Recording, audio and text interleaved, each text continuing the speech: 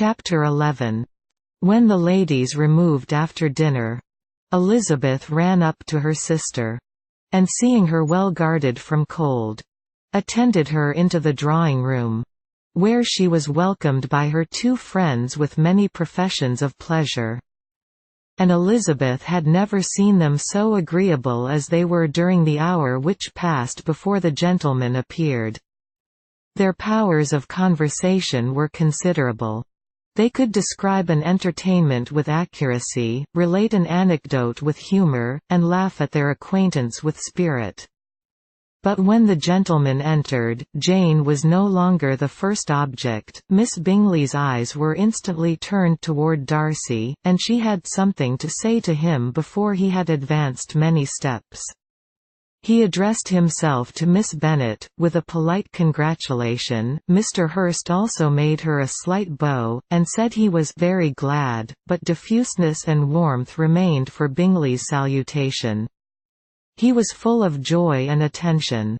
The first half-hour was spent in piling up the fire, lest she should suffer from the change of room, and she removed at his desire to the other side of the fireplace, that she might be further from the door. He then sat down by her, and talked scarcely to anyone else. Elizabeth, at work in the opposite corner, saw it all with great delight. When tea was over, Mr. Hurst reminded his sister-in-law of the card table, but in vain. She had obtained private intelligence that Mr. Darcy did not wish for cards, and Mr. Hurst soon found even his open petition rejected. She assured him that no one intended to play, and the silence of the whole party on the subject seemed to justify her. Mr. Hurst had therefore nothing to do, but to stretch himself on one of the sofas and go to sleep. Darcy took up a book, Miss Bingley did the same, and Mrs. Hurst, principally occupied in playing with her bracelets and rings, joined now and then in her brother's conversation with Miss Bennet. Miss Bingley's attention was quite as much engaged in watching Mr. Darcy's progress through his book, as in reading her own, and she was perpetually either making some inquiry, or looking at his page. She could not win him, however, to any conversation. He merely answered her question, and read on. At length, quite exhausted by the attempt to be amused with her own book, which she had only chosen because it was the second volume of his, she gave a great yawn and said, "How pleasant it is to spend an evening in this way! I declare after all there is no enjoyment like reading. How much sooner one tires of anything than of a book! When I have a house of my own, I shall be miserable if I have not an excellent library." No one made any reply. She then yawned again, threw aside her book, and cast her eyes round the room in quest for some amusement. When hearing her brother mentioning a ball to Miss Bennet, she turned suddenly towards him and said, "By the by, Charles, are you really serious in meditating a dance at Netherfield?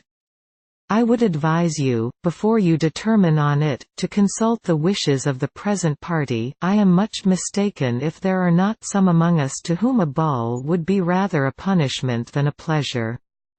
"If you mean Darcy," cried her brother, "he may go to bed, if he chooses, before it begins, but as for the ball, it is quite a settled thing, and as soon as Nicholas has made white soup enough, I shall send round my cards." "I should like balls infinitely better," she replied, "if they were carried on in a different manner, but there is something insufferably tedious in the usual process of such a meeting. It would surely be much more rational if conversation instead of dancing were made the order of the day." "Much more rational, my dear Caroline, I dare say, but it would not be near so much like a ball." Miss Bingley made no answer, and soon afterwards she got up and walked about the room. Her figure was elegant, and she walked well, but Darcy, at whom it was all aimed, was still inflexibly studious. In the desperation of her feelings, she resolved on one effort more, and, turning to Elizabeth, said, Miss Eliza Bennet, let me persuade you to follow my example, and take a turn about the room. I assure you it is very refreshing after sitting so long in one attitude." Elizabeth was surprised, but agreed to it immediately. Miss Bingley succeeded no less in the real object of her civility. Mr. Darcy looked up. He was as much awake to the novelty of attention in that quarter as Elizabeth herself could be, and unconsciously closed his book. He was directly invited to join their party, but he declined it, observing that he could imagine but two motives for their choosing to walk up and down the room together, with either of which motives his joining them would interfere. What could he mean? She was dying to know what could be his meaning, and asked Elizabeth whether she could at all understand him. "Not at all," was her answer, "but depend upon it, he means to be severe on us, and our surest way of disappointing him will be to ask nothing about it." Miss Bingley, however, was incapable of disappointing Mr. Darcy in anything, and persevered therefore in requiring an explanation of his two motives. "I have not the smallest objection to explaining them," said he, as soon as she allowed him to speak. "You either choose this method of passing the evening because you are in each other's confidence, and have secret affairs to discuss, or because you are conscious that your figures appear to the greatest advantage in walking. If the first, I would be completely in your way, and if the second, I can admire you much better as I sit by the fire." "Oh, shocking!" cried Miss Bingley. "I never heard anything so abominable. How shall we punish him for such a speech?" "Nothing so easy, if you have but the inclination," said Elizabeth. "We can all plague and punish one another. Tease him, laugh at him. Intimate as you are, you must know how it is to be done." "But upon my honour, I do not. I do assure you that my intimacy has not yet taught me that. Tease calmness of manner and presence of mind. No, no, I feel he may defy us there. And as to laughter, we will not expose ourselves, if you please, by attempting to laugh without a subject. Mr. Darcy may hug himself." "Mr. Darcy is not to be laughed at," cried Elizabeth. "That is an uncommon advantage, and uncommon I hope it will continue, for it would be a great loss to me to have many such acquaintances. I dearly love a laugh. Miss Bingley," said he, "has given me more credit than can be. The wisest and the best of men, nay, the wisest and best of their actions may be rendered ridiculous by a person whose first object in life is a joke." "Certainly," replied Elizabeth, "there are such people, but I hope I am not one of them. I hope I never ridicule what is wise and good. Follies and nonsense, whims and inconsistencies, do divert me, I own, and I laugh at them whenever I can. But these, I suppose, are precisely what you are without. Perhaps that is not possible for anyone. But it has been the study of my life to avoid those weaknesses which often expose a strong understanding to ridicule. Such as vanity and pride. Yes, vanity is a weakness indeed. But pride, where there is a real superiority of mind, pride will be always under good regulation." Elizabeth turned away to hide a smile. "Your examination of Mr. Darcy is over, I presume," said Miss Bingley, "and pray what is the result?" "I am perfectly convinced by it that Mr. Darcy has no defect. He owns it himself without disguise." "No," said Darcy, "I have made no such pretension. I have faults enough, but they are not, I hope, of understanding. My temper I dare not vouch for. It is, I believe, too little yielding, certainly too little for the convenience of the world. I cannot forget the follies and vices of others so soon as I ought, nor their offences against myself. My feelings are not puffed about with every attempt to move them. My temper would perhaps be called resentful. My good opinion once lost, is lost forever. "That is a failing indeed," cried Elizabeth. "Implacable resentment is a shade in a character. But you have chosen your fault well. I really cannot laugh at it. You are safe from me. There is, I believe, in every disposition a tendency to some particular evil, a natural defect, which not even the best education can overcome. And your defect is to hate everybody.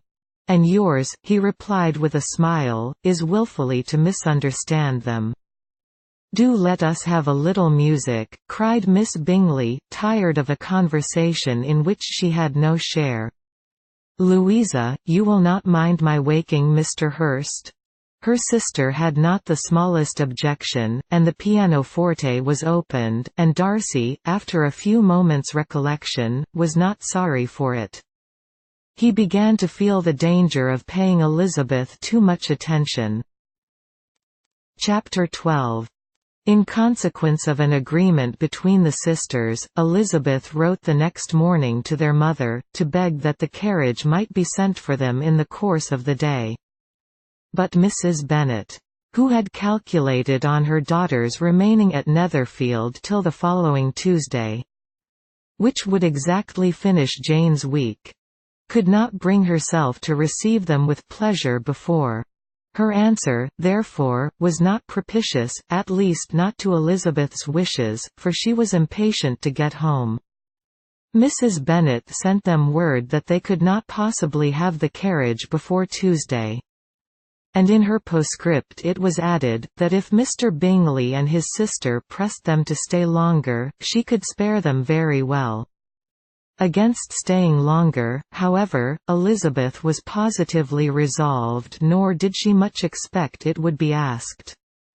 And fearful, on the contrary, as being considered as intruding themselves needlessly long, she urged Jane to borrow Mr. Bingley's carriage immediately.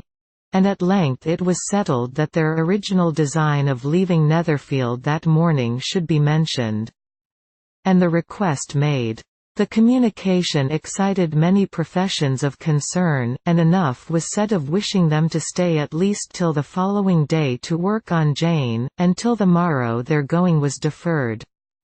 Miss Bingley was then sorry that she had proposed the delay, for her jealousy and dislike of one sister much exceeded her affection for the other. The master of the house heard with real sorrow that they were to go so soon, and repeatedly tried to persuade Miss Bennet that it would not be safe for her, that she was not enough recovered.